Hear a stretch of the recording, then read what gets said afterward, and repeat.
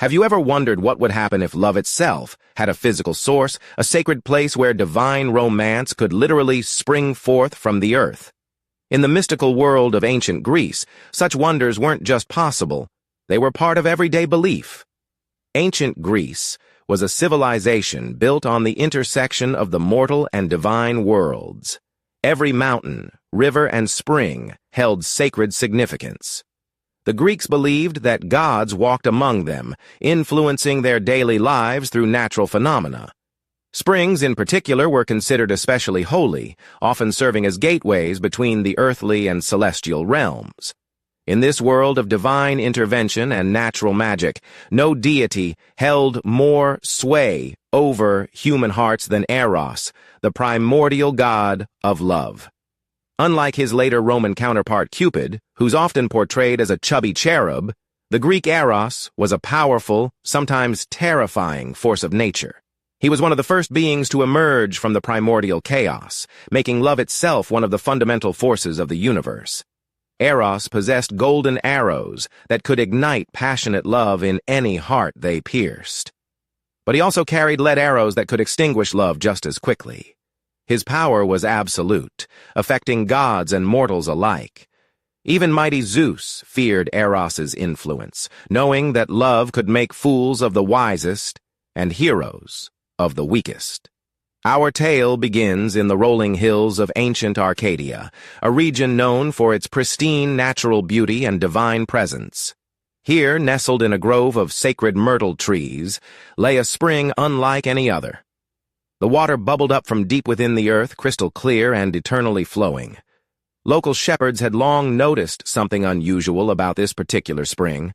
Animals that drank from it seemed more devoted to their mates, and lovers who shared its waters found their bonds growing stronger.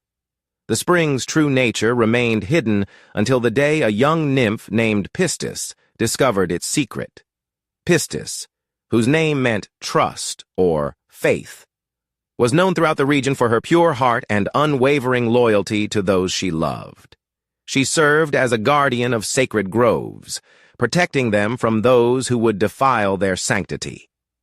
One morning, as Pistis tended to the myrtle grove, she noticed Eros himself approaching the spring. The god moved with purpose, his magnificent wings catching the early sunlight. In his hands, he carried not his usual bow and arrows, but a single golden arrow of extraordinary beauty. This arrow pulsed with an inner light, as if containing the essence of love itself. Eros knelt beside the spring and spoke words in the ancient language of creation, words that predated human speech. As he finished his incantation, he placed the golden arrow into the spring's source. The moment the arrow touched the water, everything changed. The spring began to glow with a soft golden radiance. The water itself seemed to thicken slightly, taking on an almost honey-like quality while remaining perfectly clear. Most remarkably, the sound of the bubbling water changed, becoming almost musical, like the gentle laughter of lovers or the whispered promises of new romance. Pistis watched in awe as Eros explained the spring's new purpose. This water would now carry the power to inspire not just any love, but divine love, the kind of deep, transformative affection that could bridge any gap, heal any wound, and overcome any obstacle.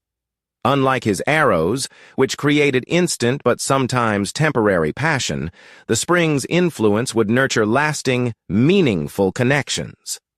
The god warned Pistis that the spring's power must be used wisely. Those who drank from it with pure intentions would find their capacity for love expanded beyond their wildest dreams. But those who approached with selfish motives or cruel intentions would find the water bitter and useless. Word of the spring's miraculous properties spread quickly throughout Greece. Pilgrims traveled from distant cities, hoping to experience its transformative effects. Young couples would journey to the spring together, drinking its waters as part of their wedding ceremonies. Parents brought children who had grown cold and distant, hoping to restore familial bonds. The most famous visitor was King Admetus of Phaerae, whose story became legendary throughout the ancient world. Admetus had won the love of Alcestis, the most beautiful and virtuous princess in Greece, but their marriage faced a terrible curse. Apollo had decreed that Admetus would die young unless someone willingly took his place in the underworld. Desperate to save her beloved husband, Alcestis had already volunteered to die in his stead. But before she could fulfill this tragic sacrifice, they decided to visit Eros's sacred spring together. They hoped that drinking its waters might strengthen their love enough to find another solution to their seemingly impossible situation. As they approached the spring, both noticed its otherworldly beauty. The golden glow seemed to respond to their presence, growing brighter as they drew near. They knelt together and cupped the sacred water in their hands. The liquid felt warm and seemed to tingle with energy as they brought it to their lips. The effect was immediate and profound. Both Admetus and Alcestis felt their love for each other expand beyond anything they had previously experienced. But more than that, they felt connected to a larger web of love that included their families, their people, and all of creation. This expanded awareness showed them a new path forward. Instead of Alcestis dying for her husband, their enhanced love inspired them to appeal directly to Persephone, queen of the underworld. Their genuine devotion moved even her cold heart, and she agreed to spare them both, declaring that love as pure as theirs deserved to flourish in the world of the living. The spring's influence extended far beyond individual couples.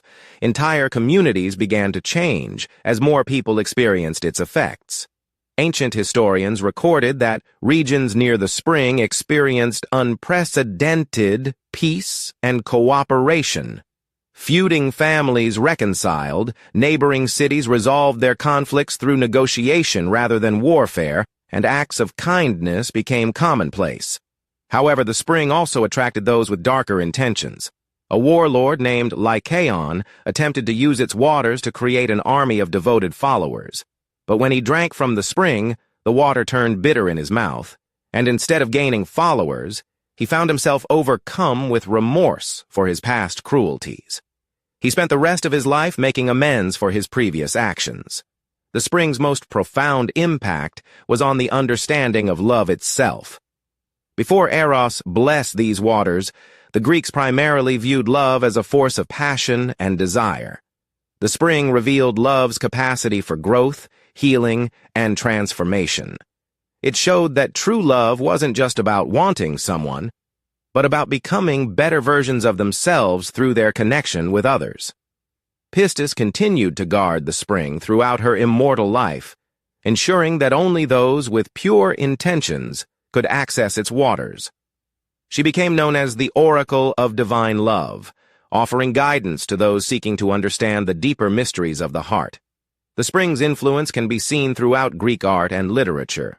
Poets wrote of its transformative powers, artists depicted its golden glow in their paintings, and philosophers debated the nature of the love it inspired. The concept of love as a force for positive change, rather than just passion, became central to Greek thought. Even today, the story of Eros's Eros Spring resonates with our understanding of love's power.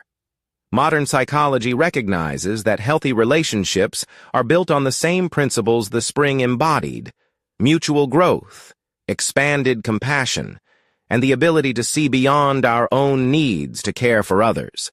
The tale reminds us that love, at its highest form, isn't just an emotion, but a transformative force.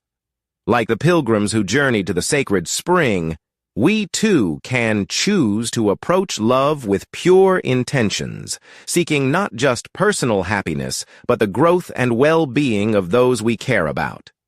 In our modern world, we may not have access to magical springs, but we can still cultivate the kind of love that the ancient waters represented. By approaching our relationships with the same reverence and intentionality that the Greeks showed toward their sacred sites, we can create our own sources of transformative love. The legacy of Eros's Eros Spring lives on in every act of selfless love, every moment of genuine connection, and every time we choose to see the divine potential in another person. The ancient Greeks understood something profound about love's true nature. It's not just something we feel, but something we become.